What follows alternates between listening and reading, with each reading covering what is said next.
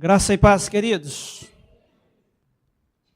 Abra sua Bíblia comigo no livro de Salmo de número 139, do versículo 1 ao versículo 16. Eu gostaria de conversar um pouco com você sobre a vontade de Deus. Amém? A partir do versículo 1 diz assim: Senhor, Tu me sondas e me conheces. Sabes quando me assento e quando me levanto. De longe penetras os meus pensamentos.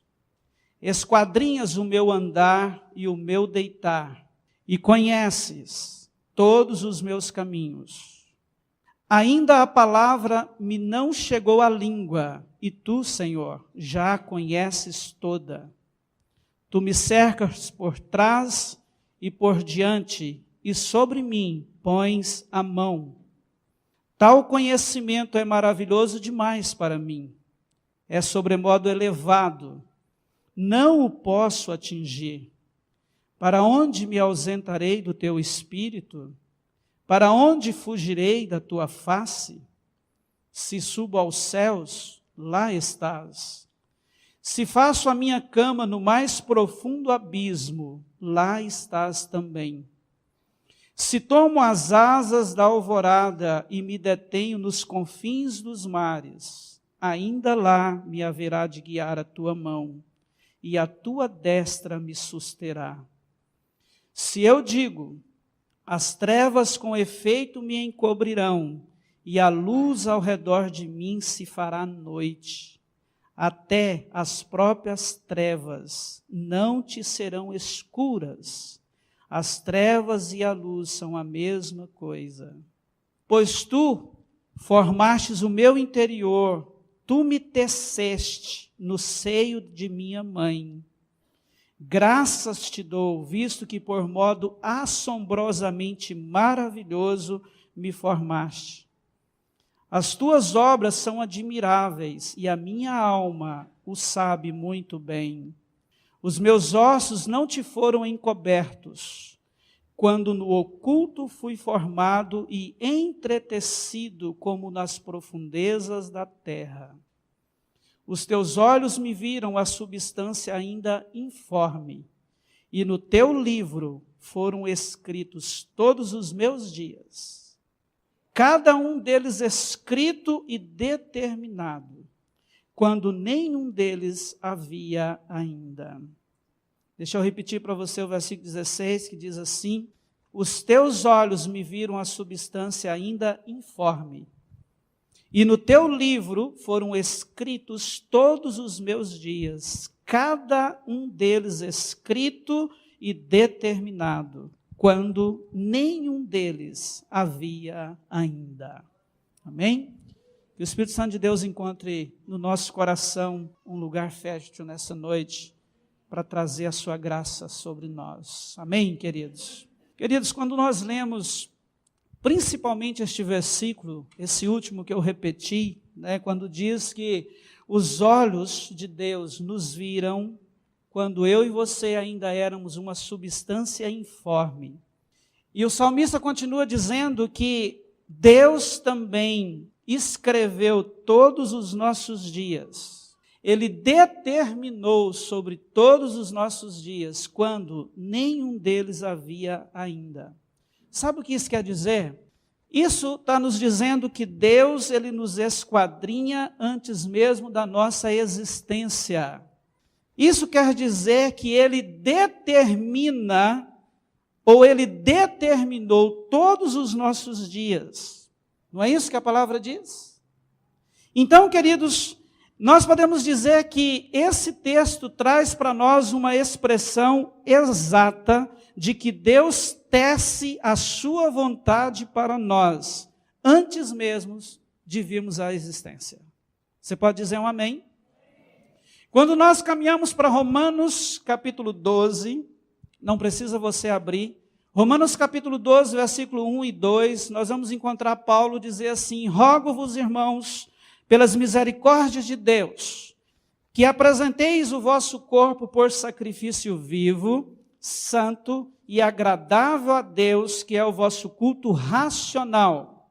E não vos conformeis com este século, mas transformai-vos pela renovação da vossa mente, para que experimenteis qual seja a boa, agradável e perfeita vontade de Deus. Aqui nós vemos Paulo nos desafiando para que através de um sacrifício de si mesmo ou de nós mesmos, através de um culto prestado por um coração totalmente obediente, ele chama aqui de um culto racional.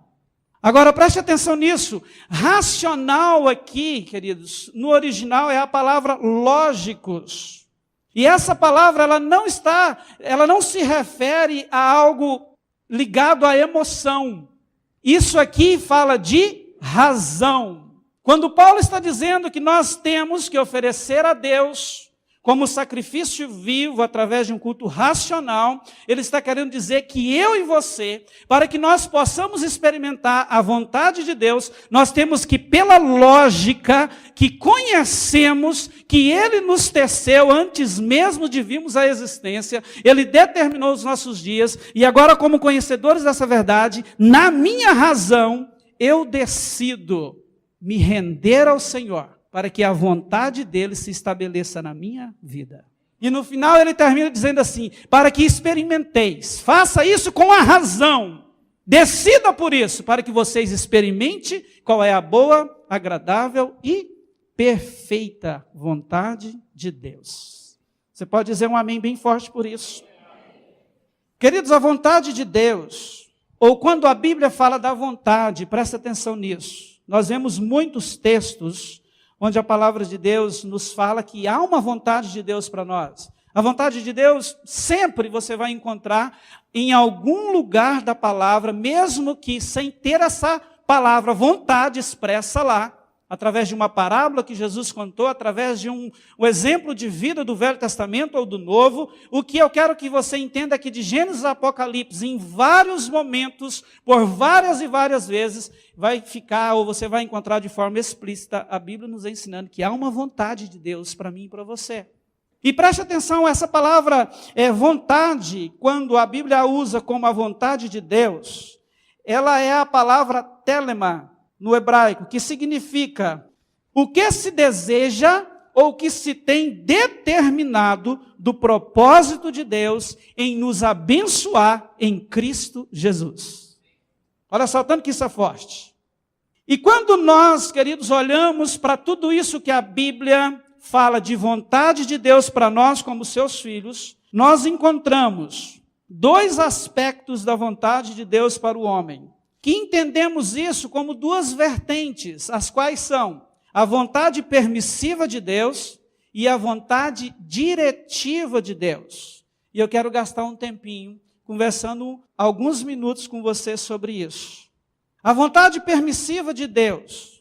Tem muita gente que não crê nisso, mas eu quero te mostrar na própria palavra que a Bíblia deixa claro que há esse aspecto da vontade de Deus. Isso, querido, fala de que Deus, mesmo sendo soberano, onipotente, aquele que governa sobre todas as coisas, aquele que detém o poder, que você nunca pode fugir dele, como nós lemos lá em Salmo 139, né? Em conformidade com seus conselhos, ele concede ao homem que este haja em determinados momentos da sua vida pelo seu livre arbítrio. Deus nos criou com essa faculdade, Ele não criou você um robô, Ele deu a você vontade própria. E a Bíblia chama isso de livre-arbítrio. Por mais que Ele tenha algo planejado para você, que é a vontade dEle, Ele vai respeitar a condição que Ele colocou em você quando Ele te criou, que foi ter essa faculdade, essa vontade própria. Então, queridos, em muitos momentos, nós nos encontramos na caminhada da nossa vida, que nós desejamos muito uma coisa. Isso já aconteceu várias vezes comigo, mas quando eu olho para aquilo que eu já conheço, que a palavra de Deus diz, eu percebo que não tem nada a ver, que não é isso. O que está gritando em mim, na minha carne, no meu coração, na minha mente nessas horas? A minha razão.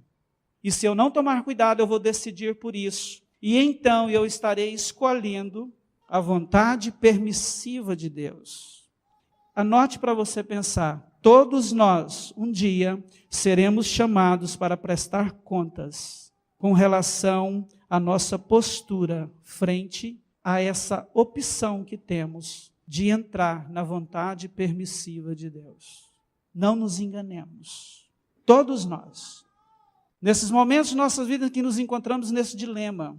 Buscar e decidir pela vontade, a vontade diretiva, ou decidir entrar por um caminho em que não vemos respaldo nenhum em sua palavra. Mas, sabe, se trata de algo que o nosso coração deseja muito, que é a vontade permissiva. São ocasiões, queridos, que vemos outras alternativas. Ou nós optamos por aquela alternativa que é mais agradável aos nossos olhos, que nós pensamos num determinado momento que vai resolver o problema, ou que vai proporcionar para nós aquilo que nós tanto desejamos.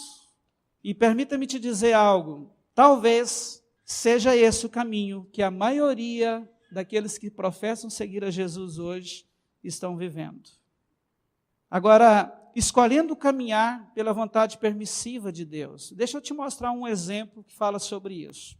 Lucas 15, do versículo 11 ao 32, Jesus conta para nós a parábola do filho pródigo. Num belo dia, o filho mais moço chega para aquele homem e diz assim: pai, eu quero a parte da minha herança. Pai, o negócio é o seguinte, está chato isso aqui, eu não quero mais viver nessa casa. Pai, é as mesmas coisas todos os dias, a gente tem que cuidar das criações, tem que fazer isso. Talvez esse rapaz falava ou falou na ocasião para o seu pai, o que muitos pais escutam hoje: o senhor é um chato, o senhor vive pegando meu pé, pai, é chato demais essa casa, eu não aguento mais isso aqui, ficar aqui vivendo debaixo dos teus conselhos. Pai, me dá a minha herança que eu quero levantar acampamento daqui. Queridos, nessa parábola, presta atenção, é uma parábola, é uma história que Jesus contou, mas isso é uma verdade espiritual muito grande. Esse pai é uma figura de Deus nas nossas vidas. E os dois filhos é a nossa figura. O que Jesus disse? Que aquele pai, ele, não, meu filho, você não vai, você vai ficar aqui, eu te ordeno. Foi isso que ele fez? Não. Sabe o que a Bíblia diz que ele fez? Ele pegou a parte da herança que cabia àquele jovem e entregou para ele. E ele foi embora da casa do pai. O pai permitiu que ele fizesse isso. Você sabe da história, ele pegou todo o seu dinheiro e saiu, e a Bíblia diz que ele gastou tudo de forma dissoluta. Gastou tudo. Chegou no fundo do poço, foi cuidar de porcos. E a Bíblia diz que num determinado momento, ele estava passando por tanta necessidade que ele deu vontade, ele queria comer a comida dos porcos e não podia. Ele se arrependeu do que ele fez, ter escolhido esse caminho, e voltou para a casa do pai. Isso, você sabe, ele chegou, o pai o recebeu, fez uma festa, e aí entra o segundo filho, que eu quero abrir um parênteses, que muitas vezes nós pensamos, queridos, que caminhar na vontade permissiva de Deus é escolher um caminho de pecado escancarado. Não é bem assim. Quando você lê a história e quando o pai já está ali com seus empregados, com o filho novo que regressou, a festa já tinha começado, quem que chega naquele lugar? O filho mais velho.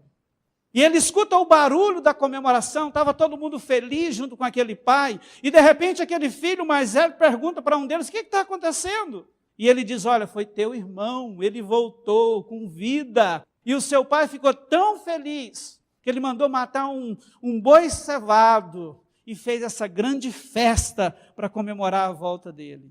Sabe o que aconteceu com aquele filho mais velho, que estava na casa do pai?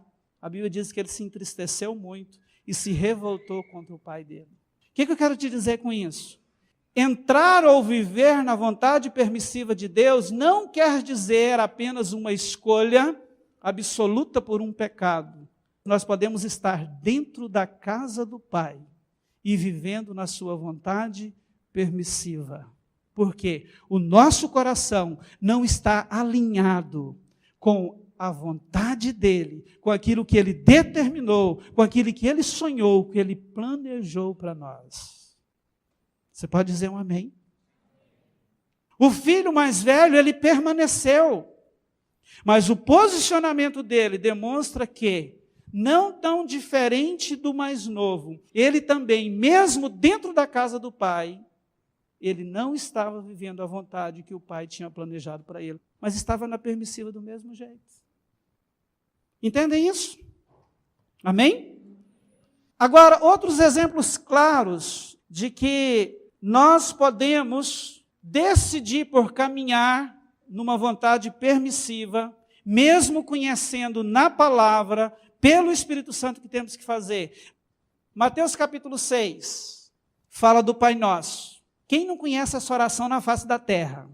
Olha só, Pai Nosso que estás no céu, santificado seja o teu nome, venha o teu reino, faça-se a tua vontade, assim na terra como no céu. O pão nosso de cada dia dá-nos hoje, e perdoa-nos as nossas dívidas, assim como nós temos perdoado aos nossos devedores. E não nos deixeis cair em tentação, mas livra-nos do mal, pois teu é o reino, o poder e a glória para sempre. Amém. Ponto. Acabou o Pai Nosso. Beleza? Agora olha o versículo 14. Porque se perdoardes aos homens as suas ofensas, também vosso Pai Celeste vos perdoará.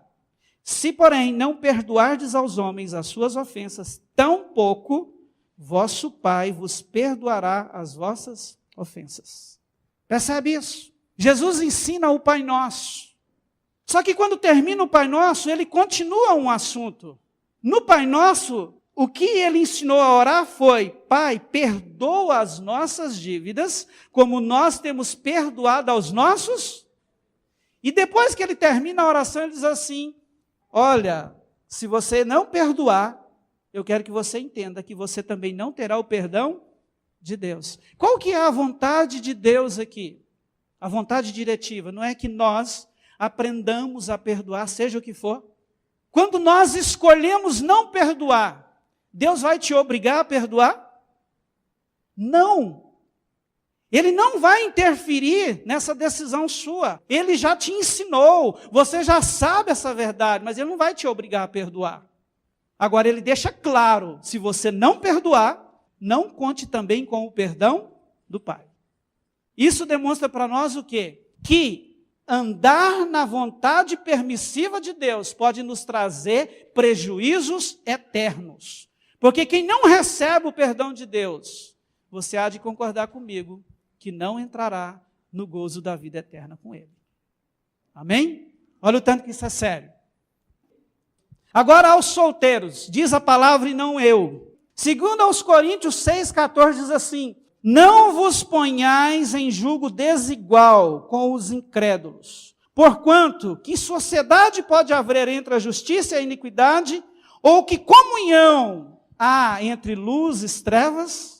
O apóstolo Paulo aconselhando a igreja de Corinto, que nós não podemos nos colocar em julgo desigual com aquele que não conhece a Deus, ou com aquele que não tem o coração em Deus.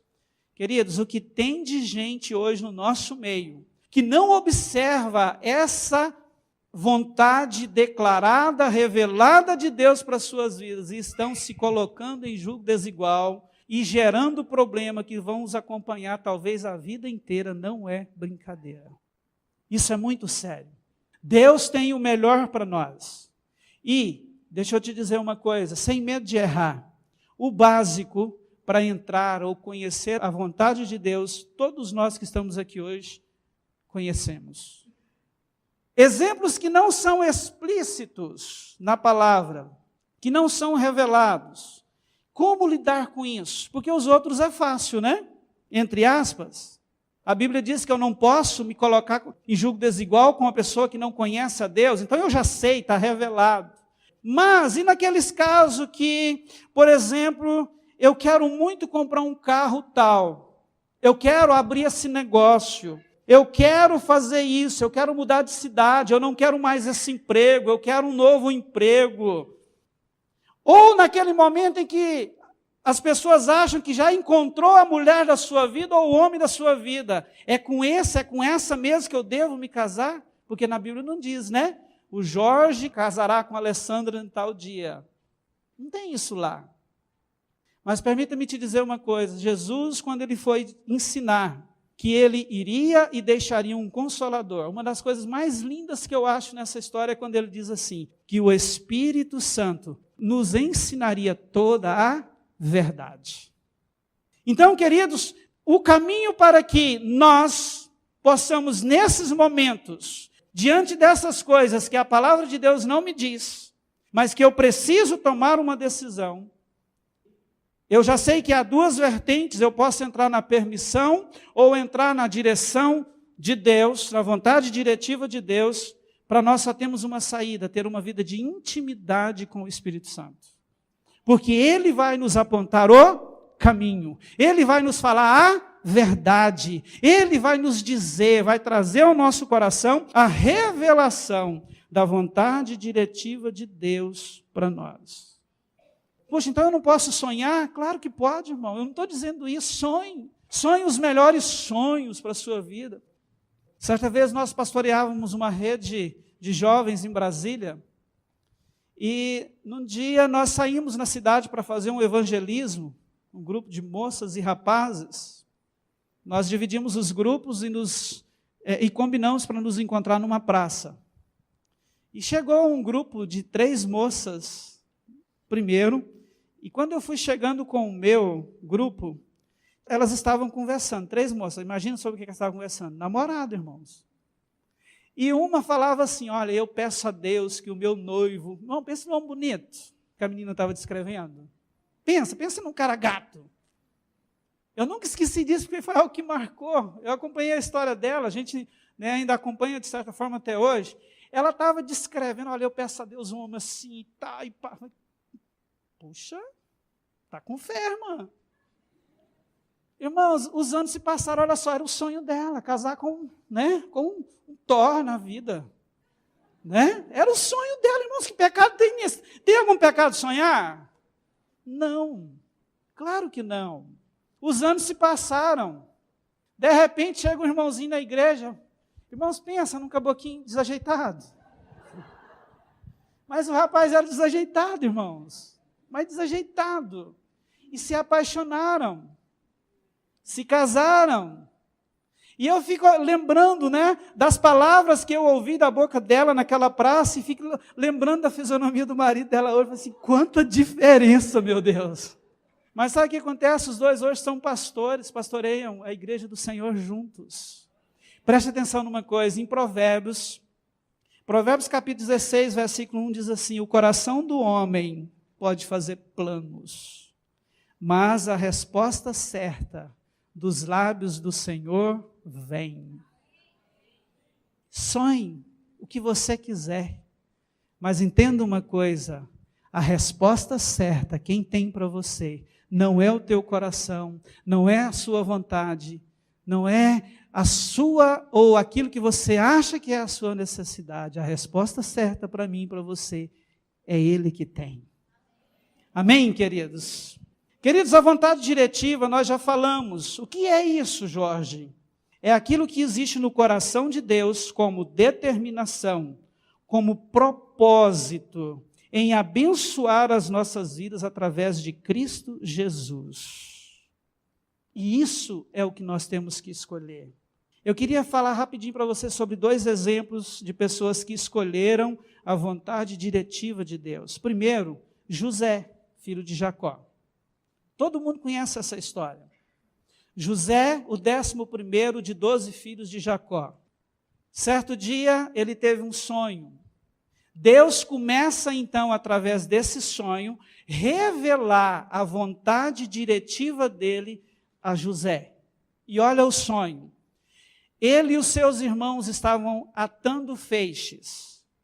E de repente o feixe dele se colocou de pé. E os outros 11 se curvavam diante do seu feixe. Irmãos, quando aquele menino contou isso para os seus irmãos, todos os irmãos começaram queria matar José. Depois ele teve outro sonho. Agora ele sonhou com 11 estrelas. O sol e a lua estavam em volta dele. Quando ele contou esse sonho, irmãos, ele levou um ralo até do pai dele. Porque o pai dele entendeu. Jacó falou assim, você quer dizer então, seu moleque, que até eu e a sua mãe vamos nos curvar diante de você? É isso, José? Ah, cabrinha, você me paga. Jacó ficou uma pilha com José. Mas, irmãos, olha só, Deus trazendo ao coração de José a revelação da vontade diretiva que ele tinha determinado para a sua vida quando ele era uma substância informe. Você sabe o que aconteceu? José foi vendido como escravo, se tornou escravo, foi parar no Egito, foi acusado injustamente, viveu anos e anos preso, mas chegou um dia que pelo fato dele não ter aberto mão da vontade diretiva de Deus, Deus o colocou ele como governador do Egito, e através disso ele salvou todas as nações da terra, inclusive a nação de Israel. Agora, irmãos, foi fácil isso para José? Não foi. Outro exemplo, Jesus. Você acha que foi fácil para Jesus deixar o seu trono de glória, descer aqui e passar por tudo que ele passou? Não precisa responder, eu sei que você acha que não foi. No Evangelho de João, capítulo 4, nos conta o seguinte, é aquela história de que Jesus estava indo, atravessando Samaria, e ele encontra a mulher. Lembra da mulher no poço? Aquela mulher, ele conversou com ela aceitou as palavras de salvação que ele trazia, ela foi lá na cidade, toda a cidade, a Bíblia diz, que se converteu ao Senhor naquele dia. Mas, irmãos, depois de um dia terrível de trabalho, talvez já estava terminando o dia. Quando você for lá no versículo 31, não precisa abrir, eu vou citar aqui para você. Alguns dos discípulos chegaram para Jesus, pensa, ele deveria estar muito cansado. Era região desértica, calor intenso, um dia com muito trabalho, ele havia atendido muita gente, se desgastado à beça. Os discípulos chegam para ele e dizem assim, mestre, come alguma coisa. O senhor deve estar cansado, Jesus, come alguma coisa. E ele vira para os discípulos assim, uma comida eu tenho para comer. E no versículo 34 ele diz assim, a minha comida consiste em fazer a vontade daquele que me enviou e realizar a sua obra. Olha só, irmãos, isso aqui é Jesus. Entende? Você vê, irmãos, nessas palavras, esse texto ele me choca. Porque muitas vezes quando nós sentimos um pouquinho de fome, a gente abandona tudo por comida. Quando a fome bate, que você quer comer. Mas Jesus não. Ele não disse que não estava com fome. E eu acredito que ele estava. Porque para os discípulos chegarem e ele dizer assim, mestre, come alguma coisa. Irmãos, aqueles caras deveriam saber, puxa, Jesus, eu só vi ele tomar água hoje o dia inteiro, ele deve estar com fome. Eu preciso cuidar dele. Jesus, come. Ele disse, não, eu não posso. A minha comida é fazer a vontade de Deus, o Pai, e realizar a sua obra. Irmãos, Jesus é o maior exemplo que a Bíblia nos apresenta de alguém que decidiu aceitar uma vontade diretiva do Pai. Irmãos, o que ele fez? Deixou tudo. Paulo em Filipenses diz que ele se despiu de toda a sua glória, mesmo sendo Deus. Ele desceu aqui para assumir uma missão que estava dentro da vontade diretiva de Deus para ele. Uma missão de salvar alguém que não estava dando a mínima por ele. Mas ele veio e não abriu mão disso. Agora, algo importante que eu quero ressaltar para você. Que muitas vezes nós temos o pensamento, ou nem que seja de uma forma vaga, de que se eu decido, se eu escolho querer e buscar a vontade diretiva de Deus, muitas vezes a gente tem a besteira, desculpa a expressão, de pensar que eu não vou ter problema, a minha vida vai ser um mar de rosas. Irmãos, isso não é verdade. Pensa no que José teve que passar para chegar como governador do Egito e ver o plano de Deus se materializando na vida dele na terra. Pensa no que Jesus teve que passar para chegar onde ele chegou. Quando você acompanha a história de Jesus, irmãos, lá em Lucas capítulo 22, aquele momento que ele estava no Getsemane, ele estava orando, E uma agonia terrível veio sobre a vida dele, que quando ele suava, ele suou sangue, tamanho foi a agonia. E num determinado momento ele vira para Deus e diz assim: Pai, se o Senhor quiser, me livra, passa de mim esse cálice. Sabe o que ele estava dizendo? Pai, se o Senhor quiser, não deixa eu ir para a cruz, não. Está doendo demais. Está difícil demais. Mas ele termina dizendo assim: porém, que seja feita a tua vontade. Olha só. Essa ideia de que viver na vontade de Deus, nós não vamos ter percalços, problemas, ela não existe. Agora, há uma diferença de você ter problemas sem poder contar com o socorro e com a presença de Deus o tempo todo do seu lado. Com você ter problema, ter dificuldade, mas poder contar com a presença dEle, a intervenção dEle em todo o tempo com você. Há uma grande diferença nisso. E quando você e eu escolhemos andar, entrar na permissão, Deus deixa, vá. Mas se nós escolhemos trilhar um caminho fora da palavra, Ele deixa claro para nós o tempo todo: olha, isso é escolha sua, eu quero te dizer que você está indo só, eu vou ficar aqui te esperando. O dia que você resolveu voltar, meu filho, nós vamos fazer uma festa junto. Eu vou matar um boi cevado, vou colocar um anel novo, te dar roupa nova, mas enquanto você estiver na permissão fora do meu projeto, eu quero que você entenda que você está indo sozinho. É isso, queridos.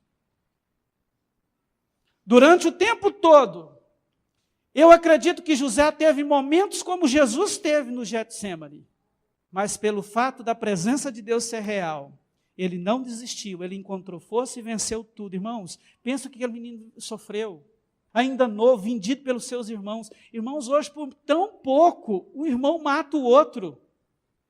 Tão pouco. Ele foi vendido pelos seus irmãos.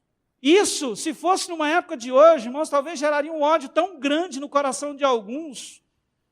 Ele foi acusado injustamente, ele sofreu, irmãos, ele ficou anos e anos como escravo. Olha o que Jesus teve que passar, porque ele aceitou um projeto de Deus para a humanidade que precisava da vida dele.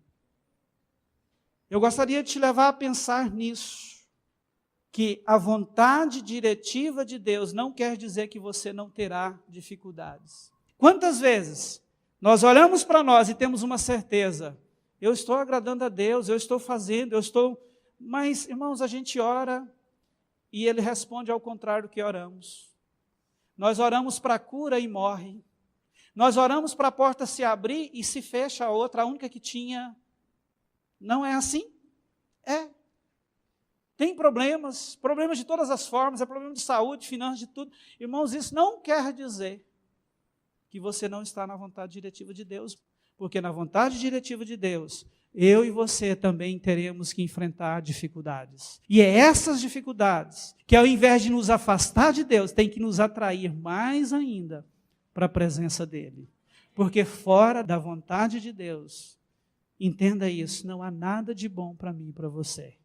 Mas nada mesmo, absolutamente nada. Quando Paulo fala de Jesus, olha isso aqui. Filipenses 2,5 diz assim: tende em vós o mesmo sentimento que houve também em Cristo Jesus, pois ele, subsistindo em forma de Deus, não julgou como usurpação o ser igual a Deus. Isso aqui foi quando ele decidiu: Pai, eu quero essa missão para mim. Eu quero entrar, eu quero que a tua vontade se cumpra na minha vida, porque eu quero salvar. Eu quero salvar cada um dos nossos pequeninos, Pai, eu quero. Olha o que ele teve que fazer. Antes a si mesmo se esvaziou, assumindo a forma de servo, tornando-se em semelhança de homens e reconhecido em figura humana. A si mesmo se humilhou, tornando-se obediente até a morte e morte de cruz. Agora olha o resultado. Pelo que também Deus o exaltou sobremaneira e lhe deu o nome que está acima de todo o nome, para que ao nome de Jesus se dobre todo o joelho nos céus, na terra e debaixo da terra. Esse foi o resultado na vida de Jesus. Agora, foi fácil para ele ser exaltado assim? Não foi. Olha o que ele teve que passar. Olha o caminho que ele teve que trilhar. Jesus, ele se tornou o nosso Redentor, porque ele assumiu um dia uma vontade diretiva de Deus para ele como seu único filho.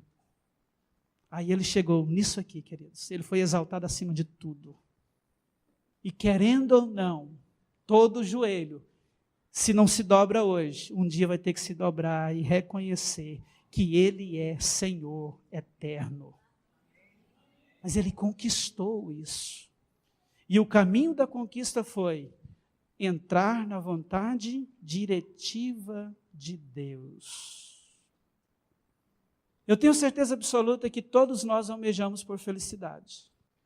E nós precisamos entender, queridos, que esse alvo, que é uma busca insana muitas vezes nossa, ela só pode ser encontrada dentro da vontade diretiva de Deus. A qual eu quero lembrar você, Paulo diz assim, ela é boa, agradável e perfeita. Olhando assim parece que é tudo bom, né? Mas mesmo tendo que enfrentar problemas, dificuldades, eu quero que você entenda nesta noite que a vontade de Deus para mim e para você é boa, agradável e perfeita. Mesmo tendo que passar por aqueles momentos que parece que o mundo caiu, que acabou tudo, que desabou tudo, a vontade de Deus continua sendo boa, agradável e perfeita. Mesmo tendo que enfrentar a morte. Isso causa arrepios na gente, né? Porque se Jesus não arrebatar a igreja, muito provavelmente eu e você vamos ter que enfrentar. Mas mesmo tendo que morrer, a vontade de Deus continua sendo boa, agradável e perfeita.